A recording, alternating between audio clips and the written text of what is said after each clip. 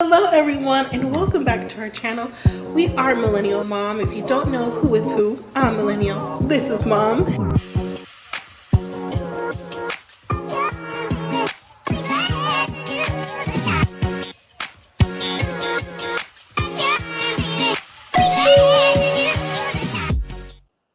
Hello everyone, welcome back to our channel. If you're new here, I'm Mom or Kay from Millennial Mom, and today I'm going to talk to you about 90 Day Fiancé, Love in Paradise, Season 4, Episode 6, Sightseeing Truth. Now, if you are new here, please consider subscribing. I do the 90 Day franchises over here, Love in Paradise, Happily Ever After, and regular 90 Day Fiancé, plus the tell-alls, and we also do Married at First Sight and other things coming down the line. If you aren't new here, thank you for being A1 Day Ones. Also, everyone, please hit that like button. I'd really appreciate that. And also, leave me your comments as to what you thought about this episode and these couples. All right, so we are gonna get started. So on tonight's episode, well, not tonight, it actually comes out on Mondays. Hopefully you got the chance to watch it or just hear for the review. I appreciate that too. Streams on Tuesdays. So the couples on this season are Alex and Adriano, Luke and Madeline, Kyle and Annie, and Shawn and Alliya. So we're going to go ahead and get started with Alex and Adriano. So today, Adriano is taking Alex to meet his mother because Alex is going to learn how to make Adriano's favorite Italian dish. So they're out shopping for the ingredients that they're going to use. Now, the thing with this couple is, and Alex says it every single time, that even though she's been in Italy for a week, her and Adriano don't really have the best relationship. They have been arguing off and on since she's gotten there because Adriano wants to live, in my opinion, like a gypsy lifestyle or more like a hippie lifestyle from like the 60s or whatever. He's into having other people in the bed. You know, he likes different partners. He just likes to move around and do his own thing. And Alex, who doesn't like that. She said she wants to be in a monogamous relationship. She just wants to be with her man, have the fairy tale, the kids. She wants to have the dog, the white picket fence, and go on with her life. And this doesn't seem to be what Adriano wants. Now, there's also an issue that came up in the relationship is the fact of religion. Because last week when we were introduced to Alex's cousin, Tiffany, Alex, her cousin, said that, hey, are you going to pray over the food when they had dinner last week? And Adriano's like, no, I don't do that. I don't even believe. And so Tiffany's cousin looked at Alex and was like, so you going to be with someone who don't believe? Because our family are Christians. We pray over food. We believe in a higher power. So how's this going to work in a relationship? And out of a scale of 1 to 10, what do you view this? And Alex said it was a 10, but for the meantime, she's not going to worry about it. So, all right, now here we are today. So after they get all the ingredients for the food, they go over to Adriano's mother's house, who lives with her partner of 30 years. Now, what Adriano says is that his mother is a single mom and has been for the last 30 years. The mom means everything to him. His brother and him, are like, their mom is their world. Alex says that Adriano's a mama's boy, so she may have a little bit of an issue with that. But another thing is, Adriano said that his mom has been with a partner ever since his dad passed. And okay, the energy it gave when he was explaining it was maybe mom didn't have enough time to grieve that she already went with the partner. Because if Adriano's father passed for 30 years, but Adriano's mother has been with her partner for 30 years, okay, maybe I'm getting too much into it. Well, Adriano's mother and her partner welcome Alex with open arms. Adriano's mom says, oh, she's beautiful, and just was like, oh, she's glad that her son is happy. Well, as Alex and Adriano's mother goes to the kitchen to cook the meal, at first they're using a translator app, but then I guess, cooking brings people together, and they just got in there and just made the dish and did whatever they had to do. So after they make the dish, they're sitting down for dinner, and I mean, not even more than a few minutes goes by, and Alex is asking Adriano's mom the question about religion, because Alex knows that Adriano's mom is Catholic and she practices and goes to church, believes in a higher power, all the things that comes with Adriano's mom being an active person in her religion. And so she wants to know why Adriano isn't that way, why he doesn't believe. And then Alex starts to get very emotional. Tears come to her eyes. And, Adriano's mom is saying religion isn't everything in a relationship, pretty much. Like, if you love each other, you'll find a way to maneuver and come back on a common ground. And Alex is saying, like, no, it means a lot to me. And it means a lot to me and my family to be with someone that believes in a higher power like me. I don't know if I can continue on in this relationship. Now, Alex, where was this energy last week with your cousin? Were you saving all the red flags falling from the sky for the dinner with his mom? I mean, did you think that would change something? And do you think that Adriano's mom would be on your side if you brought it up? I mean, if he's a mama's boy, and not even just that, is the fact that that's her son. And a lot of people don't go off to another, be like, hey, I'm going to be on your side over my child, whether it be right or wrong. So it seems like Adriano is sticking to his guns. He's like, you know what, that's you. I don't have to believe. And, this is my life. And so, I mean, it was a little bit contentious at the dinner for a while. And Adriano is translating, and he's translating everything that's being said from Alex. And a lot of times, if you watch scenes from this show or any other show, a lot of times whoever's translating doesn't translate everything that's being said. They're translating things that they want you to know. So anyways, after the dinner, on the way back to the hotel or wherever they're staying at, the car ride is tense because now Alex is still, on 100 because she doesn't understand why Adriano doesn't believe. How come he, not into religion? Why didn't he tell her this before? And she's not sure if things can go on if he's not seeing her way of life, like no threesomes, the religion and all this and that. And I'm thinking, okay, Alex, for a profession, you are a therapist, which means you went to school, you went to college, you're educated. If you aren't seeing these red flags, how are you giving suggestions and therapy to people to go forth positively in their lives if you can't even do it for yourself? I'm just asking. Okay, let's move to Luke and Madeline. So we picked back up with them at the wedding venue.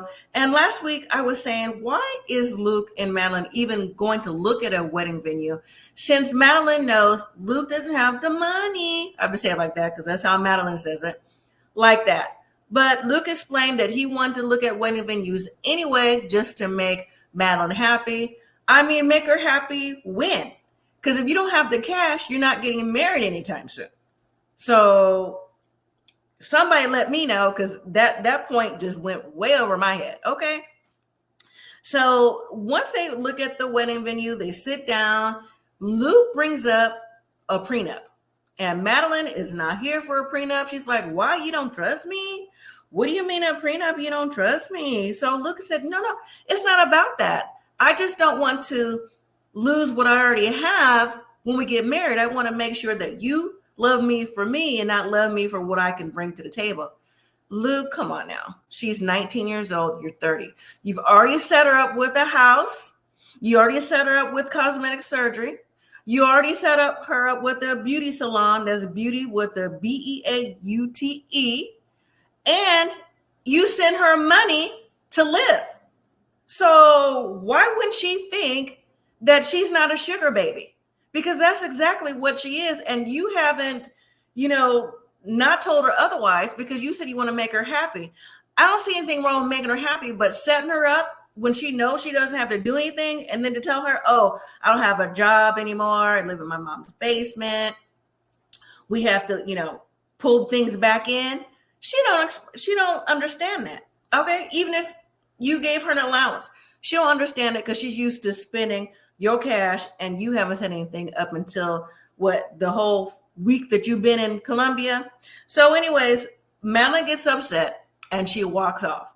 Now, Luke is talking to production. He's saying, you know what, even though his world is crashing down right now and he doesn't know where things are going to be, and he just said last week that he spent half of his 401k of $20,000. He said he spent almost $11,000 of his 401k into some sunglasses business to help get his business ventures off the ground because he's lost them all. But yet, he wants to somehow toe the line and just try to get things back right. I'm like, to get things back right, you need to go back home and find another job. All right. So next thing you know, Madeleine calls Luke, and Luke was like, hello. Now, I thought it was funny how he was like, just hello, as if he didn't know who was calling. And Madeleine's like, why you do this to me? Right? She's upset. And he's like, where are you? She goes, I'm in the car. So Luke goes to the car to talk to Madeleine to calm her down. So when he gets to the car, she's like, no, get away from me. Why are you embarrassing me in front of everybody? I said, girl, everybody? Who is that? Production? Because production is there to film you anyway, okay?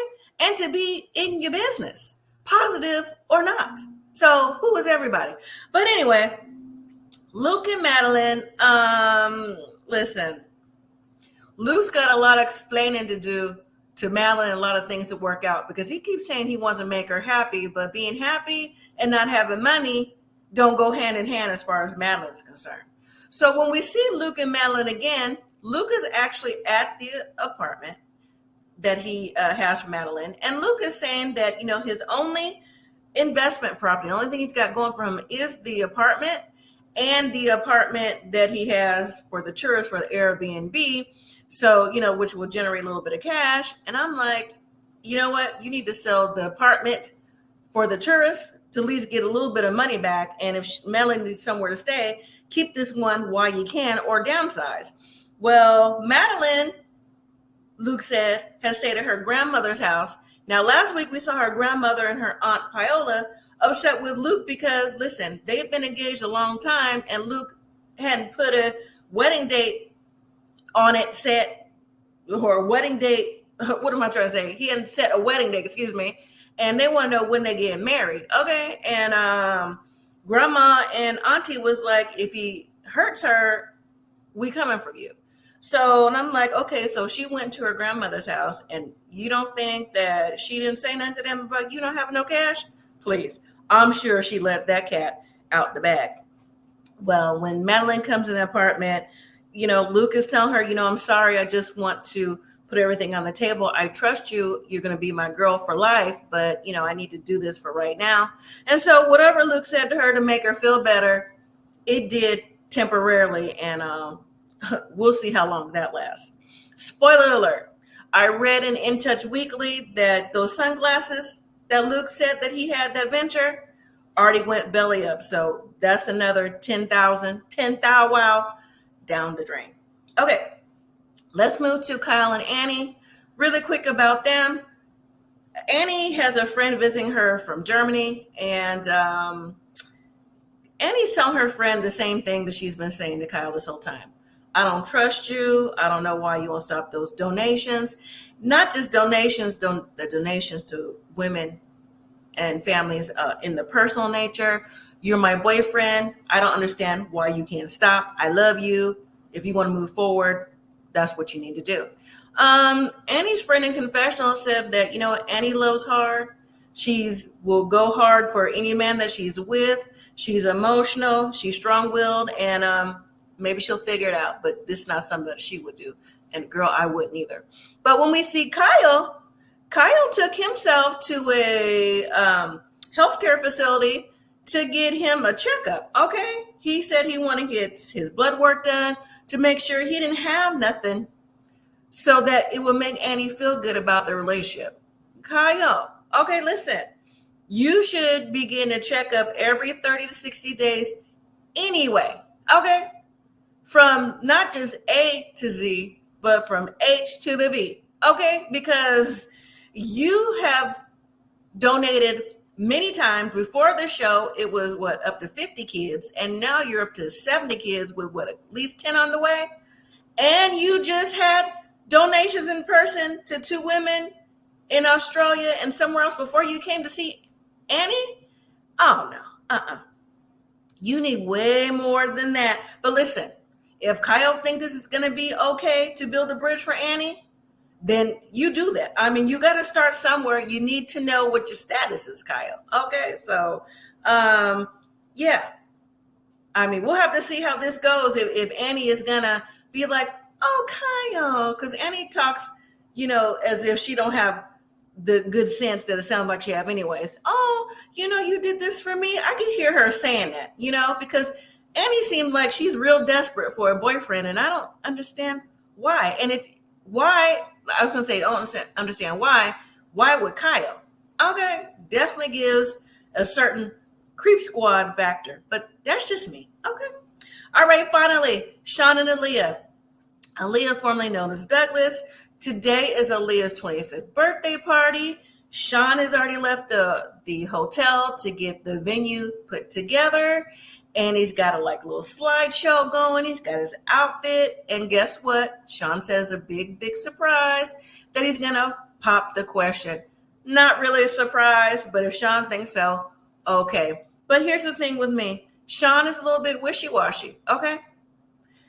Shawn says he likes Alliya when he met her as Douglas. He doesn't necessarily care for him transitioning over. But again, when we see those pictures of their relationship for the slideshow we're going to see, it's pictures of Alliya as Alliya and Douglas as Douglas. So, I mean, that's your relationship, and it just is what it is.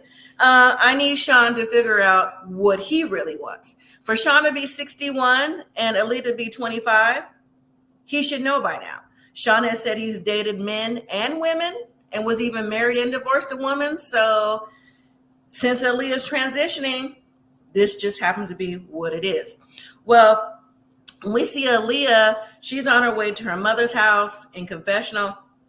She says that she hasn't seen her mom in a while, but they're back together, and that Alliya grew up with her grandparents because her mother, for whatever reason, when she was younger, had to give Alliya up and go find work in another city so Alliya could live a better life. And Alliya is happy to see her mom and invite her mom to the party and to let her know that she's actually dating Douglas, because Alliya said she doesn't talk to her family because a lot of them don't understand her lifestyle, but she doesn't talk to her family about, dating, and to tell her mom is big for her, and she really wants her mom to be happy. And so when Alliya gets to her mom's house, I mean, they have a great reunion. They're both happy to see each other. Alliya breaks it down that she's wants to have her to come to the party, and her mom said she'll come.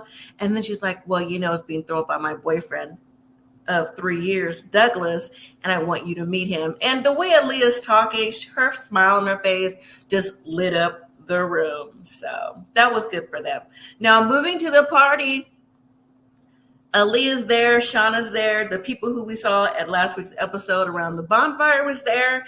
Alliya's mom came. I think it was Alliya's brother. Everyone's having a good time. It didn't seem like the people in there was filler from production, because production seemed like they do that sometimes with different venue. You see people sit in the background. It's like they don't even look like they belong. Okay. But as the party goes on, Shawn does the slideshow. And in the slideshow, that's where it pops out like, hey, will you marry me? Alliya is shocked and surprised, and she says yes. So right now is a happy moment. And we'll see if Shawn could keep that happiness going along, because he really seems like he's teetering back and forth between what he wants and what he feels is best for Alliya. So, all right, next week we have Luke and Madeline. They go out on the town. They seem like they're on good terms, but guess what? That prenup came back up again, And Madeleine broke a nail. All right, so it's just a whole lot with that relationship too. You got to remember, she's only 19. Also, Shawn and Alliya. So Aliyah's out with her friend, Jackie, I believe her name is, and they're asking about, do you feel comfortable talking with Shawn about finance or anything like that? Aliyah says that she's not, and that if she moved anywhere with Shawn, especially to America, she feels like her power would be gone because she doesn't want anyone to make her feel like she has to be Douglas again. And then Kyle and Annie, well, it looks like they were having an intimate moment, okay? And they asked production to leave. I was like, ooh, okay, do what you do. So, all right, everyone. Thank you again for watching. Don't forget to hit that like, subscribe, comment, and share. And until next time, everyone, live simply, be grateful.